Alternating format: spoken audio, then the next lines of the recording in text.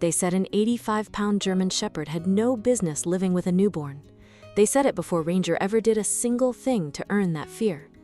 Then, one afternoon, a 7-month-old baby girl reached up with both hands and grabbed his ear. She pulled, hard. Ranger didn't flinch. He didn't pull away. He simply closed his eyes and let her hold on. But to understand why he did that, we have to go back to the night everything started. Michael and Emily Carter lived just outside Denver, Colorado, in a house with a wide front porch and a yard that backed onto open field. Michael had grown up around German Shepherds. His father bred them for search and rescue work, and Michael had spent his childhood watching them clear collapsed buildings and find lost hikers in the snow. When he and Emily got engaged, he told her there would always be a shepherd in the house. Emily agreed, though she had heard all the warnings. Aggressive, territorial, not a breed for a house with children. She heard it from her mother, from coworkers, from a stranger at the dog park who saw Ranger's broad chest and simply turned around and walked the other way. Ranger came to them as a 2-year-old rescue, surrendered twice before they ever met him. The first family said he was too much dog for their small apartment. The second said he watched them too closely, like he was studying something they couldn't see. The shelter notes called him reserved with strangers, intensely loyal once bonded. Michael read that twice and knew exactly what kind of dog they were bringing home. The first night, Ranger walked the perimeter of the house 3 times before he ever lay down. He checked every door, every window, every corner. Then he chose a spot in the hallway, equal distance between the bedroom and the front door, and that became his post. He held it every night for 2 years. When Emily became pregnant, the warnings multiplied. Her mother called weekly. A neighbor mentioned, unprompted, that German Shepherds had the strongest bite force of any common household breed. Michael listened to all of it and said the same thing every time. Ranger isn't guarding this house because someone trained him to.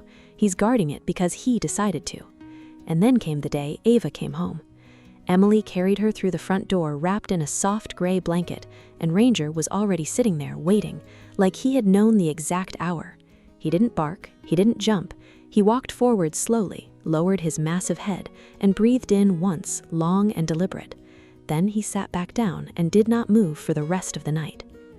Little did they know, this was only the beginning. The weeks that followed built a routine nobody had asked for and nobody had trained. Wherever Ava was, Ranger was 3 feet away, never closer, never farther. When Emily nursed her by the window, Ranger faced the driveway. When Michael gave her a bath, Ranger waited outside the door, ears up, listening.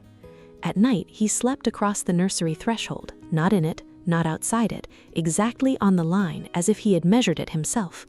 He learned the sound of the crib mattress shifting before Ava even made a sound. He learned which car in the driveway meant Michael was home and which one meant a stranger was at the door, and he treated the two very differently. Ava grew the way babies do, and as she grew, she began reaching for things. The first thing she ever reached for, every single time, was Ranger's face. She grabbed his ears. She patted his nose. She once fell asleep with her whole fist wrapped around his fur, and he stayed frozen in that position for 40 minutes so he wouldn't wake her. Neighbors still slowed down when they saw him in the yard. One woman pulled her son back by the shoulder the day she saw Ranger lying in the grass with Ava crawling across his back like he was furniture. She didn't understand what she was looking at. She was looking at a dog who had already decided, long before anyone asked him to, exactly who he belonged to. I see you still haven't subscribed. Honestly, that breaks my heart a little. Hit that button right now. You're gonna want to see what happens at 2 in the morning. And what happened that night would end every single doubt about Ranger for good. By the time Ava was crawling confidently across the living room floor, Ranger had built an entire second layer of awareness around her, one that had nothing to do with commands. He knew the difference between her tired cry and her hungry cry before Emily was fully out of bed. He knew which rooms she liked and positioned himself near the doorway of whichever one she was in that day.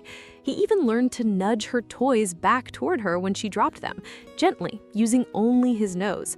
And then came the night in February that changed how the entire family understood him. Ava was 11 months old. She had a mild cold, nothing the pediatrician was worried about, just rest and fluids. Emily had checked on her twice already and gone back to sleep. At 2:47 in the morning, Ranger began scratching at the nursery door. Not his water scratch, not his let me out scratch. This was different, fast, low, urgent. Michael was on his feet before he understood why.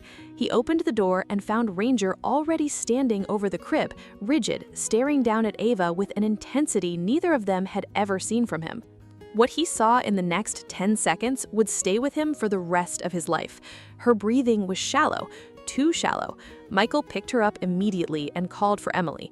They were in the car within 4 minutes, Ranger pacing the length of the front hallway the entire time they were gone. At the hospital, the doctor confirmed what they feared. Ava's cold had developed into a mild respiratory complication, one that needed monitoring that night, caught early enough to treat without any lasting concern. The pediatrician looked at Michael and asked how they had known to come in so quickly. Michael said only one thing: "Our dog heard something none of us did." They stayed at the hospital until sunrise. When they finally brought Ava home, Ranger was waiting at the front door exactly where he always waited, and he did not leave her side for the rest of that week. Today, Ava is 2 years old. She runs through the backyard with Ranger at her heels, grabbing fistfuls of his fur the same way she has since she could first reach him. She still pulls his ears sometimes, and he still lets her, eyes half closed, completely at peace. The neighbor who once pulled her son away now waves every single morning, and her son asks every single time if he can pet the good dog. Emily says people still ask her if it's safe, a dog that size with a toddler that small. She has one answer now, and she gives it without hesitation. He knew what she needed before any of us did. That isn't something you train into a dog. Some of them simply arrive already knowing exactly who they were meant to protect. Because the dogs the world calls dangerous are so often the ones who turn out to be the gentlest of all. They just needed one small hand to reach for them first. So tell me honestly, would you have trusted an 85-pound German Shepherd alone with your baby from day one, or would you have kept them apart just to be safe? Tell me in the comments.